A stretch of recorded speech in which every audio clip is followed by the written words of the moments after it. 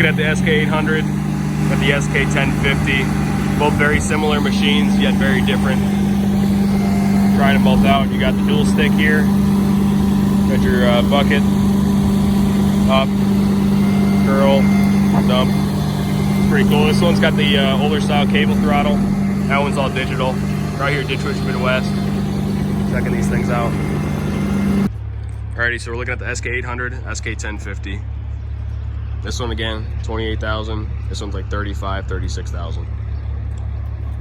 800. We're looking at cable throttle, standard hour meter key, dual stick comes standard, regular stick here. Got your detent with the foot pedal, locks it in right there. What's nice about these is these open up, so your hydro oil and your gas tank is covered.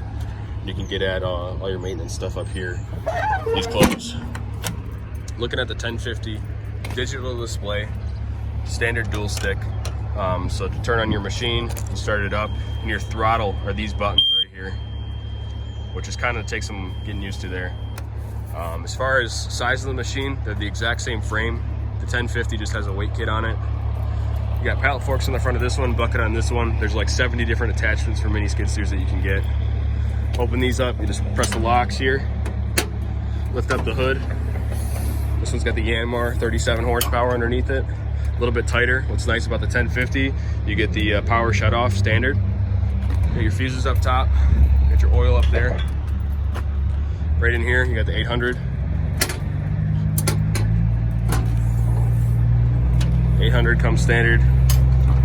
The Kubota. Well, these are both wide track machines.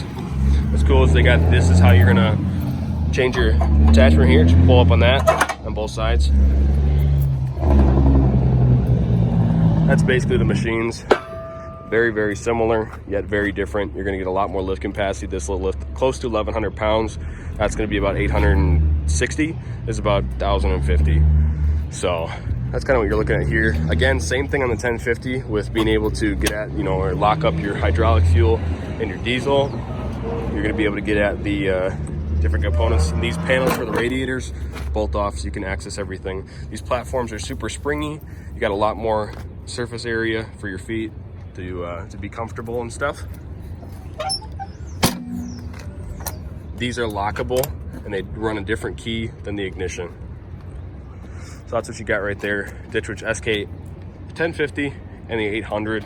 Hope these little bit of details helped you guys out on looking at your mini skid steers. All right, guys, so we just got back from Ditch Witch Midwest. We took a look at that SK800 and the SK1050. They're both the exact same frame, just a little bit different components and quite a bit difference in price. So I got Eric here. He drove both of them. I wanted to share his thoughts and also my thoughts on them. So looking at the 800, that's more of the price range that I'd like to kind of stay in. However, I've kind of been looking at, if I'm spending that much money already, am I better off going with a bigger machine? So Eric, you drove both the 800 and the 1050. The biggest difference I'd say is horsepower. You're getting 13 more horsepower on the 1050. What do you like or not like about either? Like, what did you like about the 800 that like the 1050 didn't have? Or for somebody watching this video now that's in the market for a machine, what was your insight based on what you saw today? I mean, other than price, they're very similar. Again, the frame is the same. The lifting capacity is similar.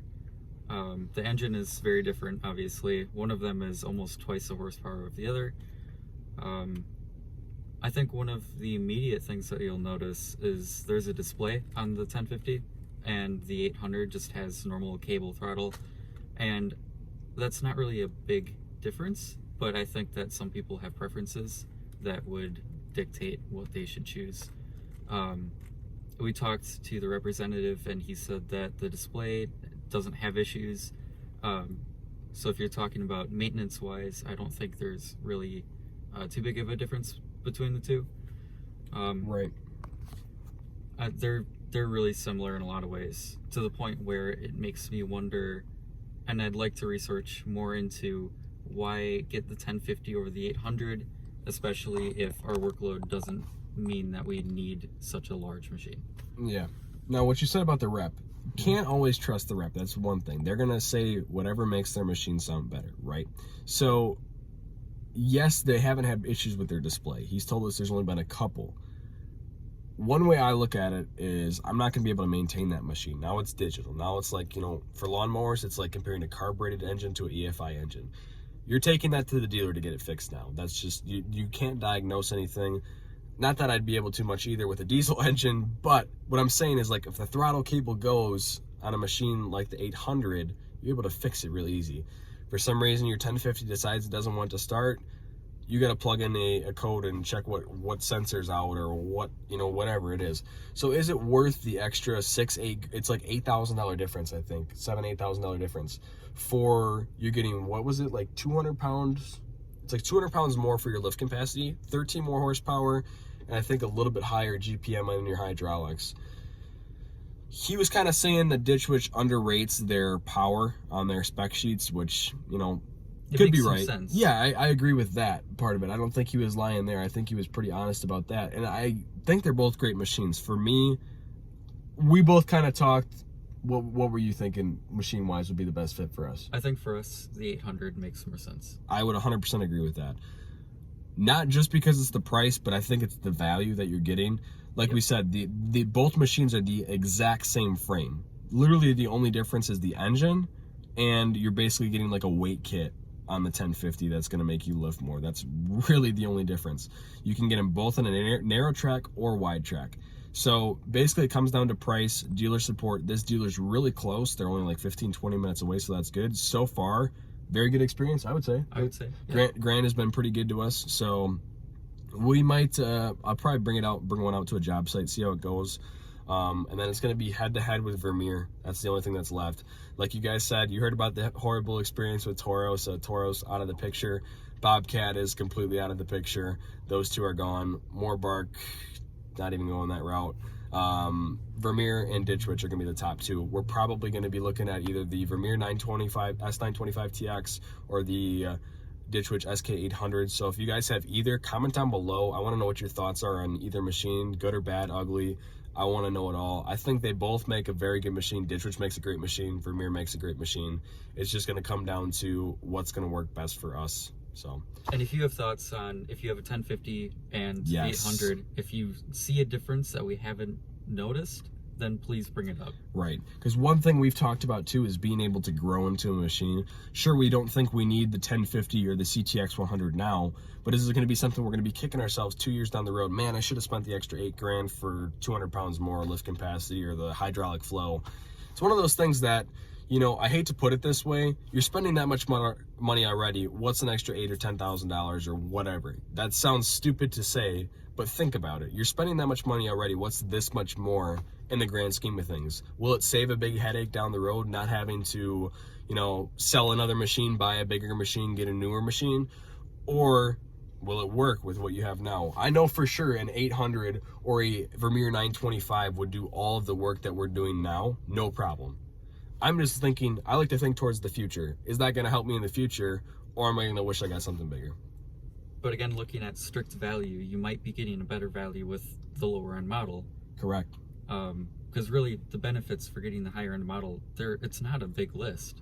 I mean, that's true. Having to wonder whether it would be a good value kind of puts into question the whole idea of it. They're very apples to apples, I would say. They're very comparable machines. Yep. By design, probably. Yeah, and we can make another video on that, comparing the two of them. Probably not side by side, but just spec wise. There's a couple things that really stand out, but a lot of it is very, very similar. So it's making our decision very hard. So we'll see what happens. But anything else you want to add? I think that's about it. They've both been really great. Yeah, Vermeer has distinguished themselves with our rep, at least. Yeah, he's been amazing, above and beyond. The Ditch Witch guy was also great. Yeah. But they're both good. So I don't think you can make a wrong decision. It just comes down to those little details that they try to sell you on. Like, one goes slightly faster than the other. That might matter. It's just up to you. Yep. So. All right, guys. Well, appreciate you watching. Stay tuned to the next video. Hit that subscribe button if you haven't. And we'll see you guys in the next one. Take care.